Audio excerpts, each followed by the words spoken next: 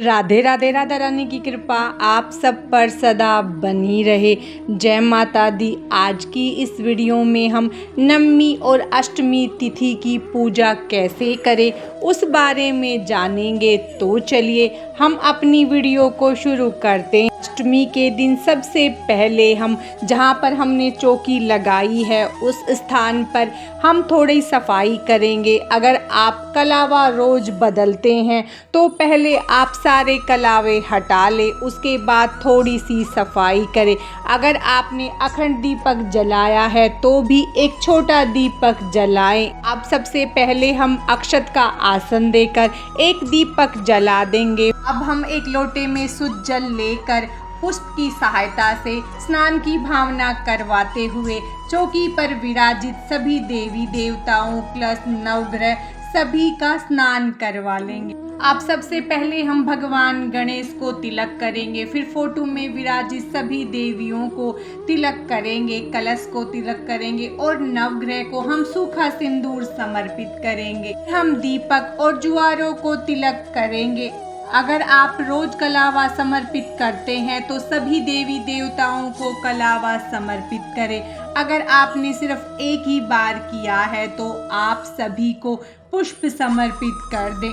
अगर आपने माता रानी को पहले दिन ही श्रृंगार का सामान समर्पित कर दिया है तो अष्टमी के दिन समर्पित करने की ज़रूरत नहीं है। अगर आपने माता रानी को श्रृंगार का सामान समर्पित नहीं किया है तो अष्टमी के दिन आप माता रानी को 16 श्रृंगार का सामान जरूर समर्पित करें।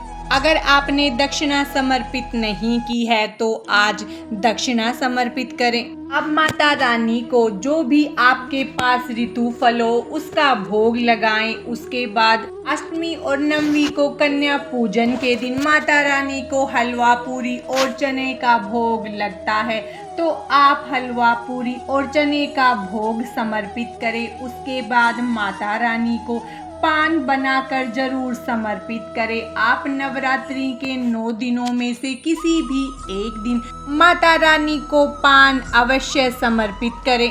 अब हम सभी को धूप दिखा देंगे।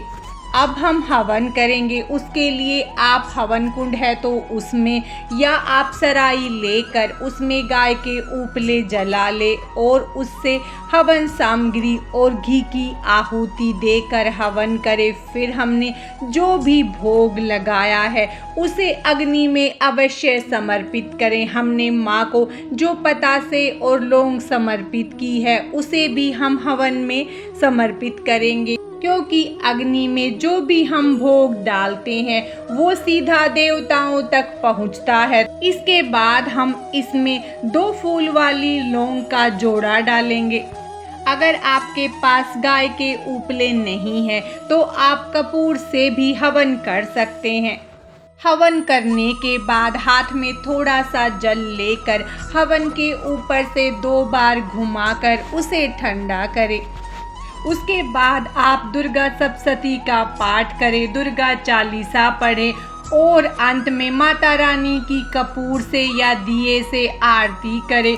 उसके बाद हाथ जोड़कर पूजा में हुई गलतियों के लिए माता रानी से क्षमा याचना करें। अगर आपके यहाँ की परंपरा है कि नवमी और अष्टमी पर जब कन्या पूजन करते हैं तो कलश पर रखे नारियल को तोड़ा जाता है तो आप उसे उसी दिन तोड़ ले, वरना आप 10वीं तिथि को चौकी का विसर्जन करें तब नारियल को उठाएं। अब हमने जो माता रानी को फल समर्पित किए हैं उसे हम सभी में बांट देंगे और हमने जो हलवा पूरी का भोग लगाया है कन्याओं को दे सकते हैं, वरना आप इसे गौ माता को खिला दें।